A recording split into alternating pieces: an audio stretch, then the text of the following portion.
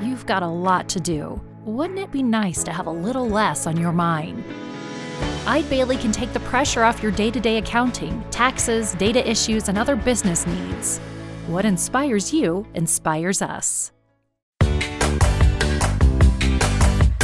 This is the Art of Dental Finance and Management podcast, brought to you by Art Wiederman, CPA with Eide Bailly. Whether it's taxes and investing or planning wisely, Art is the expert to make your dental practice profitable. At Eide Bailly, what inspires you inspires us. We provide a suite of accounting and advisory services dedicated to the total care of your practice. Visit our website to access our tools and resources tailored for dentists, eidebailly.com/dentist. That's EIDEBAILLY.com/dentist. This podcast is distributed with the understanding that Art Wiederman, CPA, and Eide Bailly, LLP are not rendering legal, accounting, or other professional advice. Listeners should consult with their business advisors before acting on any of the information or opinions shared. If you have questions and or feedback, make sure to email Art over at awiederman@eidebailly.com. That's AWIEDERMAN @EIDEBAILLY.com. You can also give Art a call at 657-279-3243. Without further delay, here's your host, Dental CPA Art Wiederman. And hello, everyone, and welcome to another edition of the Art of Dental Finance and Management with Art Wiederman, CPA. I'm your host, Art Wiederman. I'm a dental division director at the CPA firm of Eide Bailly in Tustin, California, which, if you don't know where Tustin is, it's about 15 minutes from Disneyland. And this is actually I just thought about this. This is kind of special for me because I started this podcast journey 3 years ago, right now, because our first podcast, I think, was published on December 3rd of 2018, and we're now going to be publishing this one in the first week of December of 2021. And I couldn't think of anybody better. A special dear friend of mine, Ali Oromchian, who is the premier dental labor and contract attorney in the country. He is going to be my guest today, and we're going to talk about, oh my gosh, what is it like hiring and firing and employing people during a pandemic? And Ali is the guy that's done, oh my God, I thought I did a lot of webinars. He's done all over the country to tens of thousands of dentists. So we're going to talk about how to keep people, how to fire them if we have to. We're going to talk about new things that are coming into the law for 2022 that you have to be aware of. We're going to talk about, record keeping. So all this will come up in a moment, and we'll bring Ali onto the show in a moment. But first, I want to share some information and give you some updates on some things that are going on. First of all, be sure to check with our wonderful, wonderful partners at Decisions in Dentistry magazine, www.decisionsinDentistry.com. Fantastic clinical content and fantastic, who's who of clinical dentistry. Go to their website. Make sure you get their magazine. They have 140 continuing education courses that you can subscribe to every single for the year at one very, very reasonable price. That's www.decisionsinDentistry.com. If you're looking for a dental CPA, we got you covered. Eide Bailly, we work with over 1,000 dentists in the Western United States. We also have the Academy of Dental CPAs, www.adcpa.org. If you're not working with a dental CPA, you should be, because I can tell you, not only myself, but my partners in crime as dental CPAs bring lots and lots of value to the table. So let me give you some updates on some things. We're in the tail end. I can't believe we're at the end of 2021, folks. 2022 is around the corner here. So if you have not filed for the employee retention tax credit, if you had a greater than 50% reduction in your gross receipts net of patient refunds in probably the second quarter of 2020 when the pandemic hit and everybody was shut down, even if you have filed for forgiveness, which all of you have now for round one of the PPP, you are still eligible. We're still doing ERTC refunds for 2020. We've got about a dozen of them going on right now. So if you need that help, let us know. Send me an email at awiederman, Wiederman, at eidebailey.com. That's EIDEBAILLY.com. If you had a greater than 20% reduction in your gross receipts, either in the fourth quarter of 2020 versus the fourth quarter of 2019, or any of the first 3 quarters of 2021 versus the first 3 quarters of 2019, and we calculate those each separately, the credit is up to $7,000 per employee per quarter, as opposed to $5,000 for the entire year per employee. So I just did one for a doctor in Southern California. We got him a $42,000 2020 ERTC, and he was eligible for the first quarter of 2021. And his first quarter of 2021 was $37,000. So we got this doctor close to $80,000.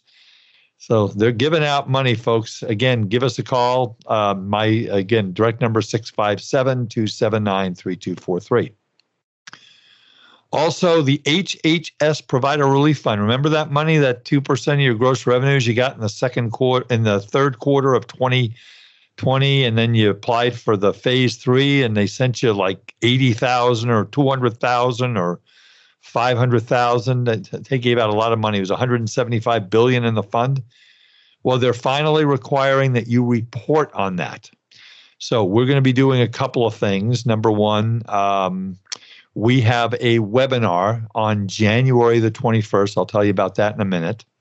But what you need to do is you need to go ahead and you need to go on to the HHS Provider Relief Fund's website, www.hhs.gov, and you need to go into their portal. They have a workbook. So if you received more than $10,000 between July 1 and December 31 of 2020 in this program, you have to report between January 1 and March 31.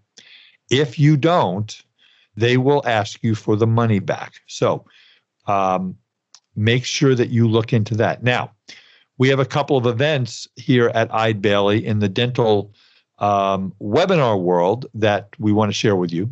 So first of all, on December the 13th, Mel Schwartz and I are doing a webinar on year-end tax planning and the new tax laws. Now, we are recording this. Ali and I are going to be recording this webinar, this podcast today.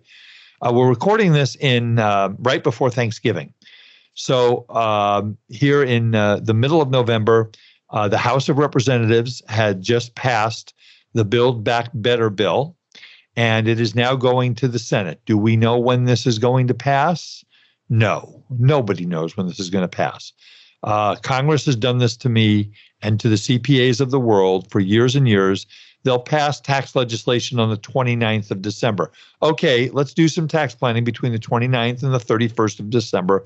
Good luck with that. So watch your news, watch your newspapers. But Mel and I are going to tell you what's going on December 13th. If there's a new law, we'll tell you about it. If there's not a new law, we'll tell you about it.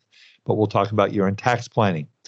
And also, we are doing a webinar on the HHS Provider Relief Fund.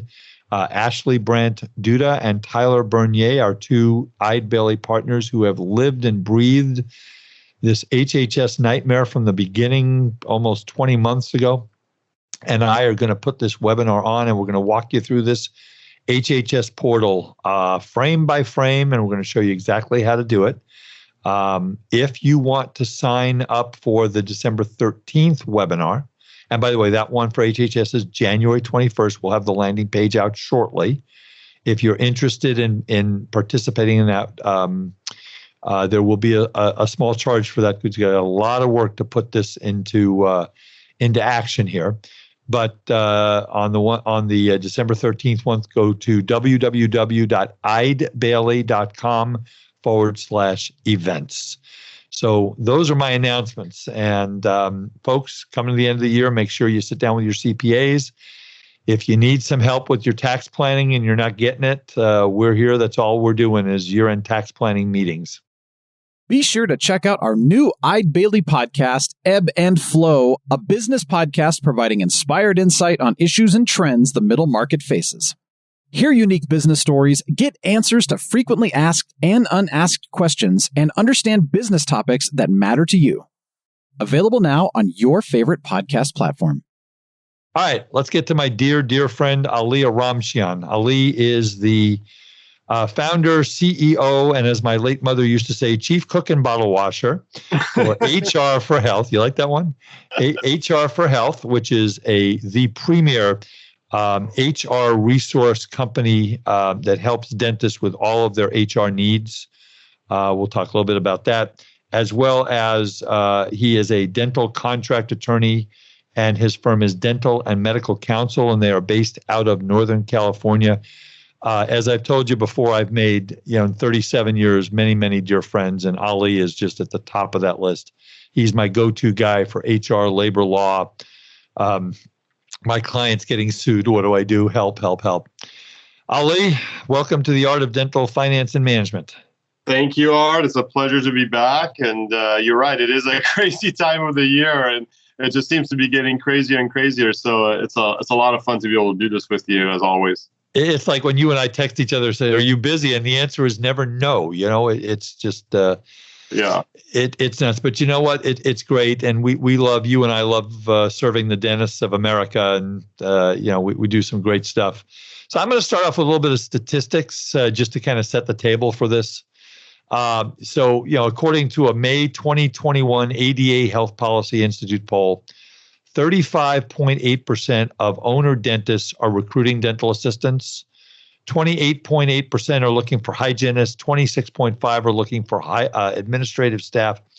And 13.1% are in search of associate dentists. We know that the number one problem before there was a pandemic was finding good team members. Now, after the pandemic, it's a lot worse. We all know that. We're going to talk about that. Increased competition in the talent pool, smaller pool of applicants, increased competition. 80% of dentists report that hiring dental hygienists and assistants is extremely challenging. More than 70% report that hiring administrative staff is very challenging, and more than 50% report the same challenges for associate dentists. And the last statistic, because I am required by law to give out numbers since I am a CPA, among dentists who are actively searching to fill open positions, 73.1% increased pay for dental assistants, 70.7% increased pay for hygienists, and 67.1% increased pay for administrative staff. So, Ali, with all that in mind, we know how challenging. I mean, you're talking to dentists, not only your clients, but groups and webinars and podcasts are on. I mean, let's start off by helping our listeners. What can we do to help dentists keep and retain their employees and keep them from jumping ship? So maybe some ideas? Yeah. I mean, that's the $1 million question, right? That's the $1 million question. And those statistics are just exhausting to hear, because, what you hear right now is this phenomenon called the Great Resignation, right? And that is really kind of true in what's happening across all industries, but especially in healthcare. And, I read something the other day that it was 4 million Americans quit their jobs in April of 21, right? Yeah. April of 2021. And then it happened in May, June, and July as well. 4 million each of those, right? And so when you think about, our population is about 300 million. I mean, you're talking, you're talking like, what is that? Like 10, 5%, 3% of the population has just kind of quit in 4 months, So that's why I couldn't get a parking space at the beach. I knew there was a reason. Yeah, that's right. That's right. Oh yeah, and a lot of it is inability. I read one article, Ali, that it's, we have a lot of folks in the workforce that childcare has become, and we're going to talk about paid leave and all that a little later, but childcare has become so expensive and not available. Right. That's one reason. But keep going. Well, no, you're exactly right. You're exactly right. And that's one of the big reasons why, I think so many, RDAs, DAs, hygienists and even some, EFs have decided to just not come back into the workforce. And I think to your point, what can you do to kind of create an atmosphere where people do want to come back? Well, I think you hit it on the head. It comes down to the culture of the practice, right? I mean, you hear that word a lot, but it really does come down to that, because someone's making a decision between, do I come to work somewhere where maybe I don't feel appreciated and loved, and I'm not having a great time, and I'm not, pushing myself, or do I stay home and, raise my child, right? Or whatnot. So. I mean, what are your clients and the dentists, the thousands of dentists you talk to, what are they telling you about why people are leaving? I mean, are they giving you reasons? Well, right. It's really falling into a couple of categories. I mean, one, I think, is, that people are not coming back because they just are deciding to spend more time with their own families, which I think comes down to this whole child caretaking issue, right? And I think, but I think there's more to it than that, right? There's a lot more to it. I think some of it has to do with, benefits. I think it has to do with culture. I think it has to do with, do they feel challenged at work? Do they feel like they're, that they're being driven down this path of growth, right? Is their purpose aligned with the practice purpose? I mean, I think all these things are the real reasons. Compensation is actually not the reason that comes to mind. I mean, I think a lot of people think it comes down to, oh, well, someone's going to make 50 cents more or $1 more somewhere and they're going to jump. But it's really not about that. It really comes down to culture. And it really is. And it's kindness, it's flexibility, it's empathy, it's you've got to have a place, folks. And I think I did my last podcast on, how to treat your team. And you need to communicate. It's more important than ever, Ali, isn't it? To communicate with your team. Like, hey, Susie at the front desk, how you doing? How's everything? How's your family? I mean, you don't have to deal with all of their family problems or their financial problems or their kids' problems, but just how are you doing? I mean, I would say, once a quarter, sit down with your employees and just say, how are you? Mm-hmm. How are we doing here? Are we good? Any issues you want to talk about? I mean, there's nothing wrong. You're the lawyer here. There's nothing wrong with doing that, right? No, there isn't. I mean, I think everybody has a balance of what they're comfortable, doing and not doing with their teams, right? We have some doctors who say, look, I don't want to know anything about their personal lives, right? I don't want to know anything about anything that they do over the weekends and this and that, because I think it'll upset me if I do, because, I might find out about something that I shouldn't find out about. And so, there's that group. And then there's the group that is really kind of, knee deep in people's personal lives, and what did you do, and how old are your kids, and what do they like, and and so everybody's a little bit different, Art, I think, in that sense. But I think, to your point, I think having that ability to have some conversations with them can only help morale, right? And people who are in one way from a management style can bring office managers or others into it to counteract kind of what they lack, maybe, right? And which goes to the core values of the practice, and do those align with the employees' core values, right? If that makes sense. Oh, it makes total sense. And again, it's all about it comes back to leadership. Mm-hmm. And some of you don't like the word leadership, but if you can be a really good leader, and you let everybody know, hey, listen, we're going to have a great 2022. And again, my first or second podcast, I haven't decided, of 2022 is literally going to be about how to make your plan for 2022. We won't get into that right now, but let's talk about some tips for hiring. I mean, right now, as we talked about, lots of people are hiring. What I say, yes. 29% are looking for, hygienists, 36% looking for dental assistants. So give us some tips, Ali. How do we get people to your practice, and what's as opposed to another job? And what are some of the right ways? Well, we'll get into the right ways to do this, but let's start off with some tips on how to get people to come to your practice as opposed to the practice down the block.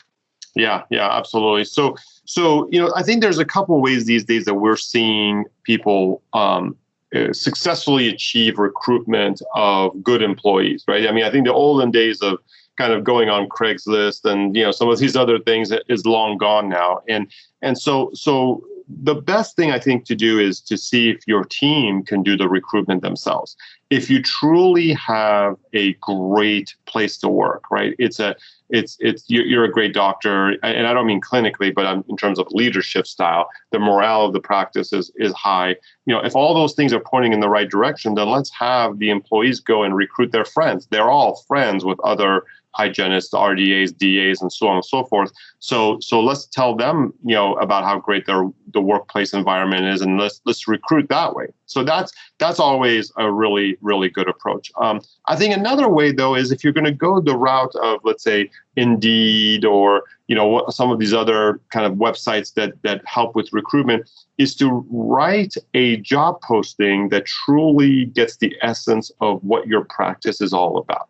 I think so many people just say, we're looking for a hygienist and 4 years of experience and so on and so.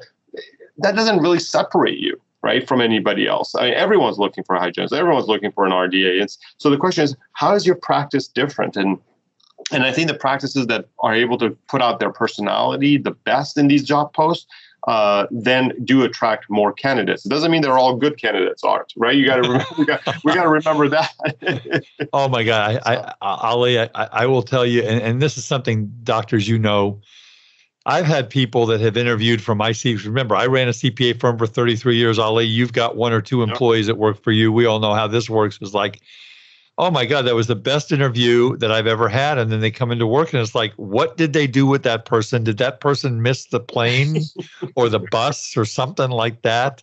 But you're right. Some of the best people I ever interviewed, I had in my CPA firm.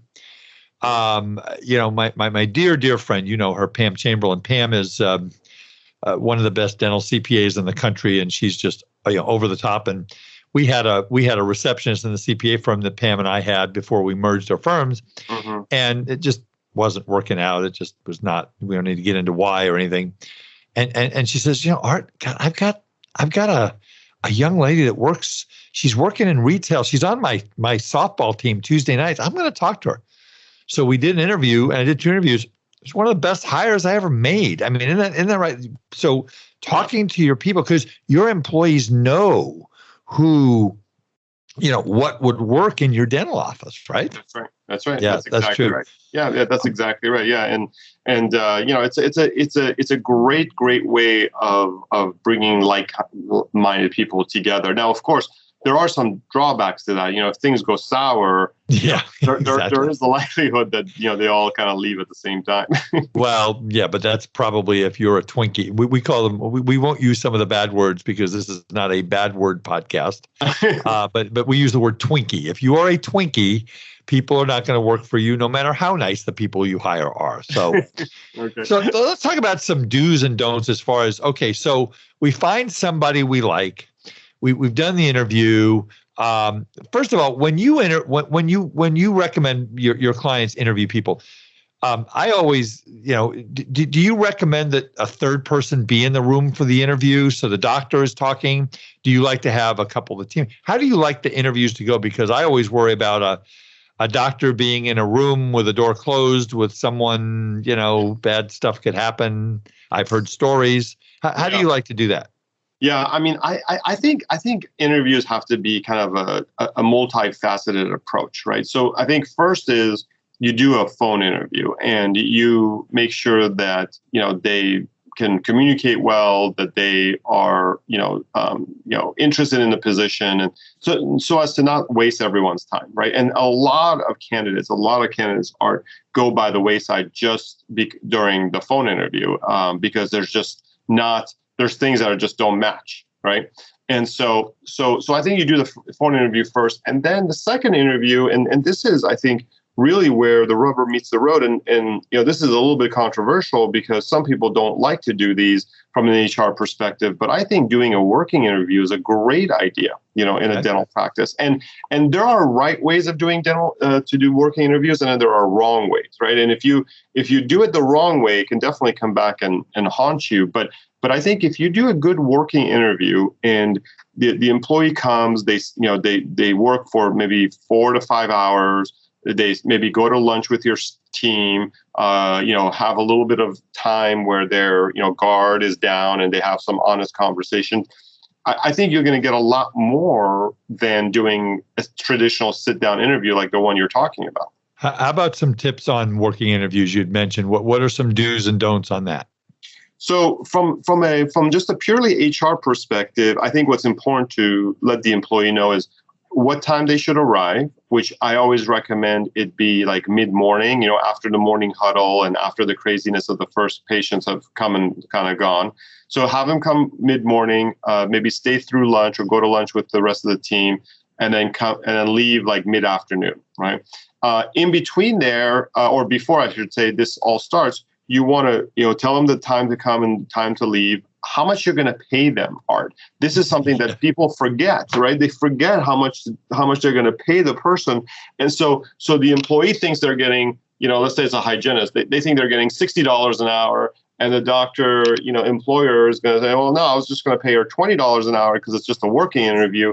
And so there's like some real, differences there. And so important to let them know how much they're going to get paid for that interview. And then here's the key. If you're going to have anybody come in and to do a working interview, and they're going to actually pick up a handpiece or type on a computer or do anything at all having to do with work, they need to be paid for it. Right, they need to be paid for it, and there was this one doctor, and obviously we won't mention names, but there was one doctor that would do working interviews for like weeks at a time, right? So like the person would come in, and instead of just hiring them, he would call it a working interview for like 2 weeks. This person would be like working in the office.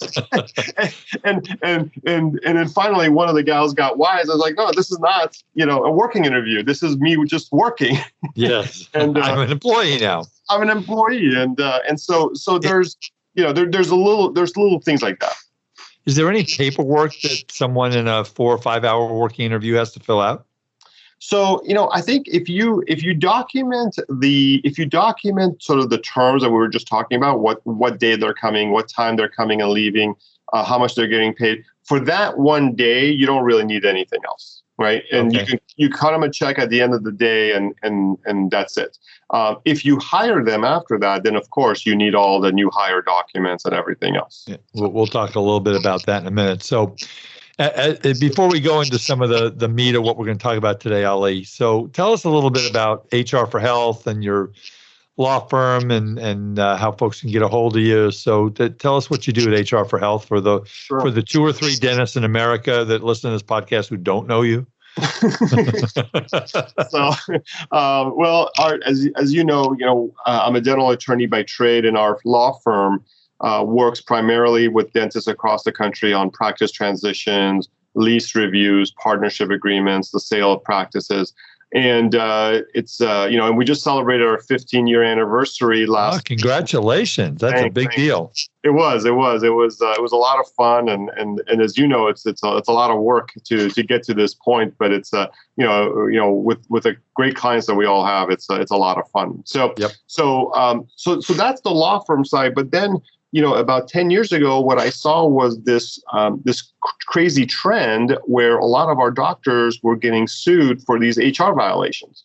And when we looked at the marketplace to see what's out there trying to help them, what we saw was, payroll companies that were giving them employment manuals similar to, what they were giving to a dry cleaners or a coffee shop. So that didn't work.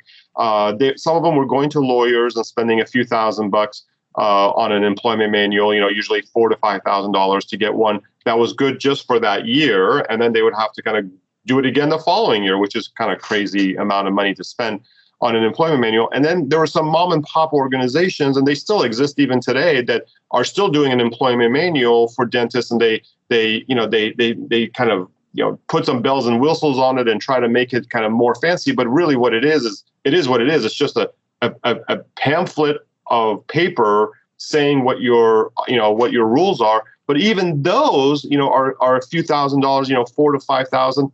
and don't really do the job. And so we created HR for Health so that it's a full software product that helps you hire and manage and maintain and retain those employees, and then also improve their performance through our online and software tools. And so it's been a really great fun, sort of seeing it grow and seeing so many doctors, kind of sign up for it and not only become HR compliant and safe. So there's not that kind of risk, that legal risk, but more importantly, get the most out of their employees and build them. Well, and the nice thing about you doing this is that if, God forbid, they get sued, yep. I hear that you're a pretty good attorney and can represent them, right?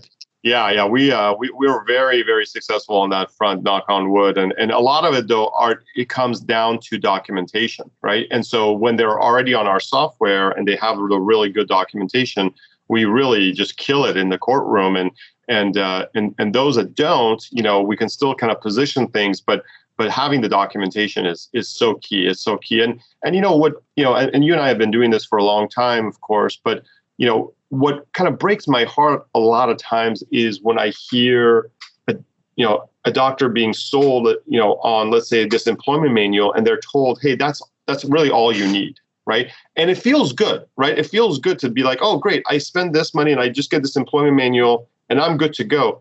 But it's just such a farce, Art. It's kind of like if a dentist gave you a toothbrush and they said, here's your toothbrush, this is all you need. Have a good time. Have a good time. They don't tell you about the toothpaste. They don't tell you about, the angle that you should brush your teeth, how long you should brush your teeth. And, they don't tell you about all those other things that kind of go into having good oral hygiene. Well, the same is true when it comes to an employment manual. It's just not enough.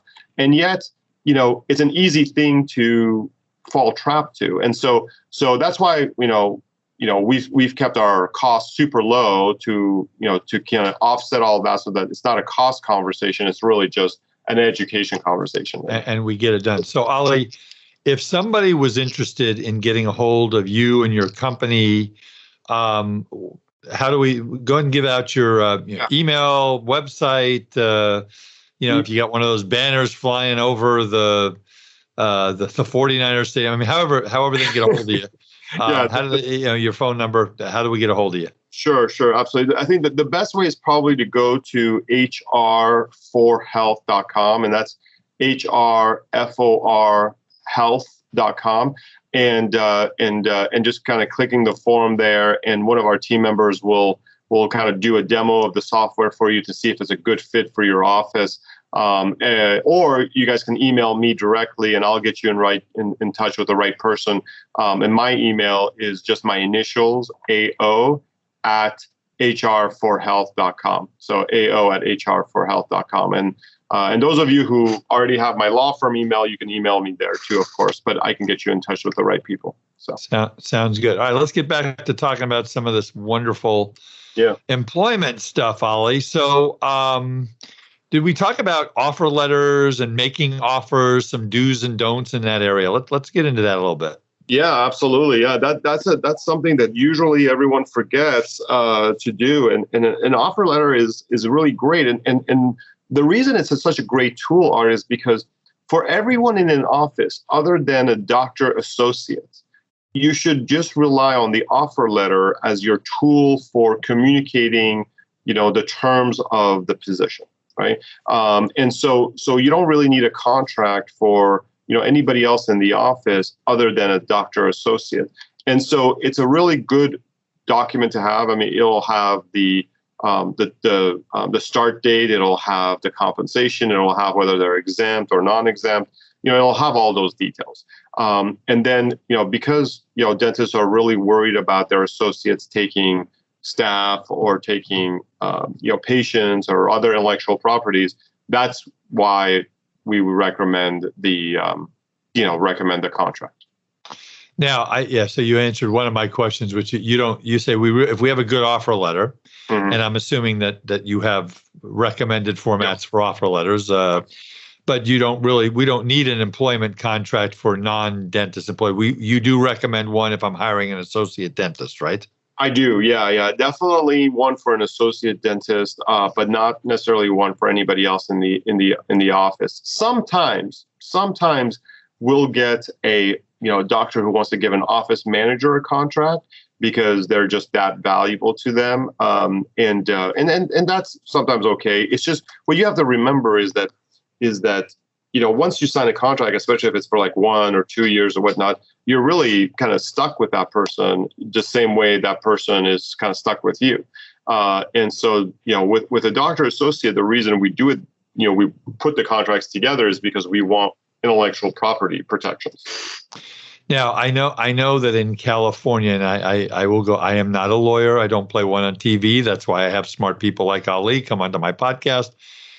California is one of the few states for associate dentists that basically covenants not to compete are not enforceable, as I understand it. But aren't there some other things in an associate contract you can do to protect the doctor?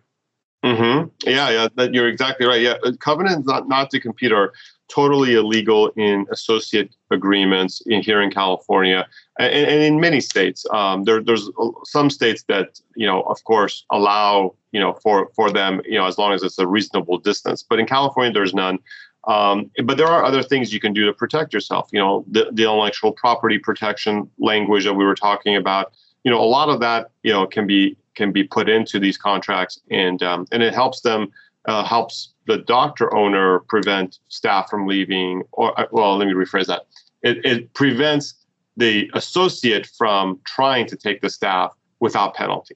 So we can do like covenant not to treat, or covenant not to solicit employees or referral sources, especially with the specialists and stuff.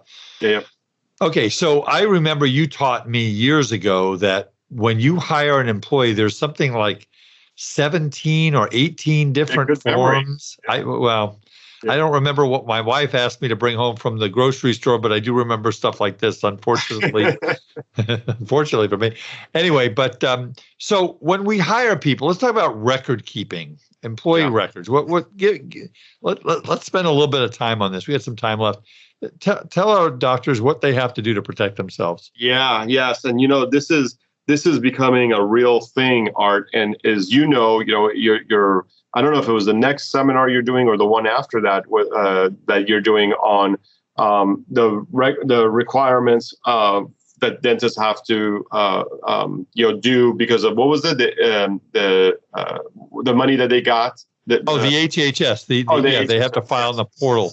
Yeah. So that's coming up next year, of course, and you're going to do a whole big seminar on it. Well, one thing that's happened ever since COVID occurred, and this is something that is becoming more and more relevant, and one of the reasons why HR for Health is so popular right now as well, is that the personnel record side of things is becoming that much more important for documentation. I mean, it's always been important from a legal perspective, but now it's even more important because of all these new PPP rules that came out. I mean, we're expecting audits with these issues over the next many years. We're expecting employers to be asked a lot of questions about their documentation, about when people took sick leave and things of that nature. So in California, and other states are enacting new laws starting in January that extends the personnel record retention requirements sometimes from 2 to 4 years.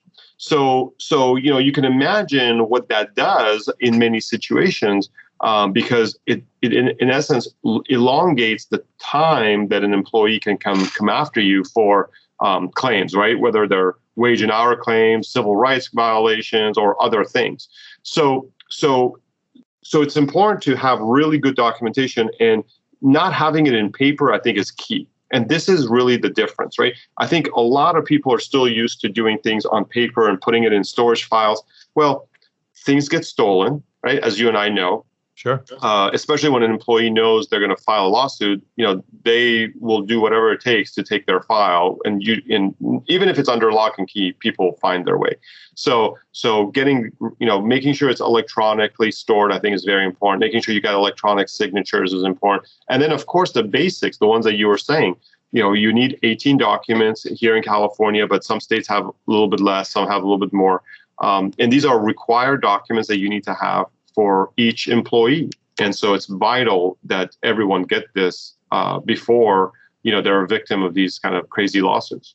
Yeah. And and in these days when people have been unemployed and they don't have money and they're lost their homes or lost their rental property and unable to, I mean, they're going to go after a deep pocket. I mean, are you seeing an increase in, we'll talk about that in a minute, but I'm sure you're seeing an increase in these lawsuits and stuff. So crazy amount. Crazy.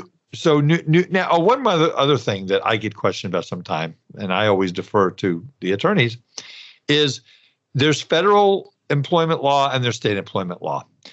Do they often contradict? That was a loaded question, Ali. No, Art, they don't contradict ever. They're perfect. All law is perfect, right? Yeah, it's just like the tax laws. It all makes sense. Exactly. You don't even need to read it twice. Yeah. It's like my golf score. All employment law is quoted approximately. There you go. Yes, exactly. But yeah, so I mean, what do you do when you have a federal law and then you have a state law and we're not sure how does that work? So you're hitting something that really separates us at HR for Health from everybody else, and it's because of exactly what you just described.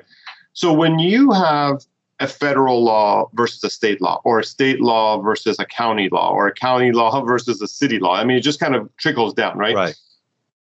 Right. As long as the law that is more strict is applied, that is the part of that law that applies to you. So let me give an example, right? Let's say that, and this is actually a real example. Let's say that in California, we have the sick leave law that tells you get up to 3 days of sick leave for every employee, right? And it accrues with 1 hour every 30 hours that somebody works, okay? Some counties and some cities have a rule that's very different than that. It's not 1 for every 30, but it's, let's say, 1 for every 20 hours or 25 hours. Okay. So for that city, if you work in that city, you have to abide by the 125 rule, not the 130 rule that the state has. Right. And so if the rule was something like 1 every 40 hours, which is less strict than the California version, the state version, then you have to adhere to the more strict one, which is the California one. So the same thing applies with federal law, right? And so what's happening now and what President Biden is doing, as many of you have seen, is that he is passing laws that with specific provisions that do not allow states to go less strict than he has already in his in the law that's being passed. So in other words, he's saying, look, this is the law across, throughout the country, and everyone will abide by it. If you want to make it more strict, that's fine, but you can not go less. Right. And so we have to go with the federal law. You have to then go with the federal law, which, as you know, is going to be really difficult on most small employers like our clients, because those rules are not necessarily keeping small businesses in mind. They're kind of more applicable to sort of the larger small businesses. So just to give, and again, guys, if you're not working with a specialist in HR like Ali and his team at HR for Health, you just need to be. I mean, I was taken to the labor board once in my 33 years of owning a business, and I had my documentation down. And the lady, the referee at the labor board said, "You win." And yeah, I mean, so it's all about. But talk about the labor boards in most states, Ali. Are they more employer friendly or employee friendly? And I know the answer to this question. Yeah. They're all employee friendly. There's no doubt about that. The question is how employee friendly are they? And that all depends on sort of the political landscape of that state. Right. If you're a red state, they're going to be a little bit less employee friendly. If you're a blue state, they're going to be more employee friendly. But they're all employee friendly. Right. There's just no doubt about that. There's just no doubt about that. But if you're in Texas and you've got HR for Health, I mean, you've got a got to get out of jail free card because they love documentation. In Washington or California, it's a lot less so. You still need a lot of good documentation, but you also have to, have really good representation to win. What I used to do when I was an employer is before I met you. What I used to do is if I had an employee and we had an issue and we weren't sure how the laws worked, what we would do is I would get my office manager and I would get the employee and I would call the labor attorney, and I would or the labor board, and I would call them up and I would say, all right, guys, here's the deal. Here's the law. Here's the issue. What do we do? And we always follow the law, because how many employers have you worked for as the attorney or the HR company where they just go, well, I'm just going to do this and it'll be okay. And this law is not fair. How many times have you heard that in your career? Right, exactly. Well, that's exactly right. That's exactly right. I mean, a lot of these rules are very anti-employer, and so it does feel very stressful. But I like that. I like that method of what you used to do because it does help, the conversation. But what we're seeing now is that employers aren't even getting that opportunity, right? If you're not doing things correctly, your employee is leaving for another job, going and talking to an attorney, and quickly sending you letters asking for documentation, which basically is just a sign that they're going to go, file a lawsuit. And I'd like to make a recommendation to all of you. Again, I'm not the attorney. We have an attorney on the call here, so he can correct me if I'm wrong. So when you employ somebody or you interview somebody, my recommendation would be to say, folks, here's the deal. This office follows the applicable laws to a T. So if there is ever an issue on any type of an HR matter, we are going to follow the law. We are going to go to the authorities who know the law. We work with HR for Health, and we are going to make sure that we sit down. So I just want you to know, Susie, when you come to work here, this is done by the book. We don't mess around. We are going to make sure that everything is done by the law, and we're going to make sure that everybody follows the law. Are you okay with something like that, Ali? Yeah, absolutely. Yeah, I think that's one of the big, reasons to have an employment manual and have these conversations up front with these employees, is to be able to communicate that to them. So absolutely. Right. So the last thing I want to touch on, because again, you and I could talk for days about this stuff. Talk about maybe even some war stories here. The most common mistakes that dentists make that get them sued by employees. Yeah, so that might be a 2-hour deal. Right. I think we could do a whole thing on this. I mean, I think it falls into a couple of quick categories. One is, not having your overtime, lunches and breaks, compensation side of things kind of really dialed in and figured out. A lot of people still make mistakes on that, right? How do I pay somebody? Do I pay a hygienist overtime? Do I not? What do I do with the associates? All those details, I think, become really, really important. And if you forget to do it or you don't do it, then that gets you sued. And then the other thing is not having a system in place for terminating somebody, right? And what I mean by that is, if someone, complains and then you retaliate against them, that's going to be a problem, right? If somebody asks for leave because of COVID or whatnot, and you let them go, that's going to be a problem. So having a system in place where you know who to go to and have these conversations and how to make sure you're protected, I think is super, super important. And of course, that's what we do at HR for Health. We're that support system. And obviously, if anybody is thinking about making a change. And by the way, we talk about all the time.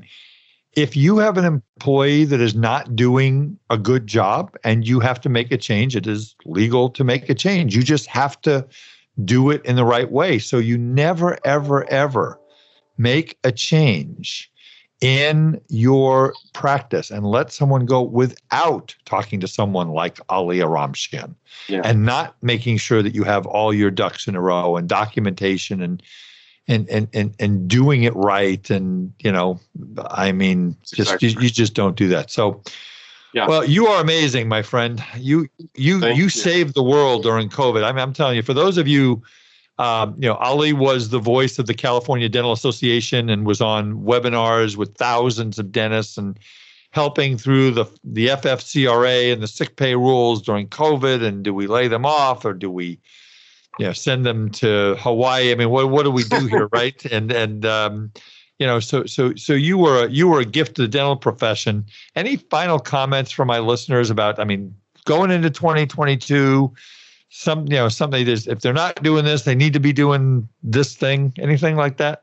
Well, thanks, Art. Yeah, I appreciate those kind words. And you were right there alongside me. I mean, we were both doing so many of these, and it was a pleasure to be able to kind of give back to the community during a really, really kind of crazy and scary time. And I would say my only parting words would be, don't get down on all these new requirements. There's a lot there. We understand that, and no one's taking it lightly. And but the good news is that you have great resources at your fingertips, right? You have Art, you have me, you have HR for Health, you have Eide Bailey, you have so many that can help you through it.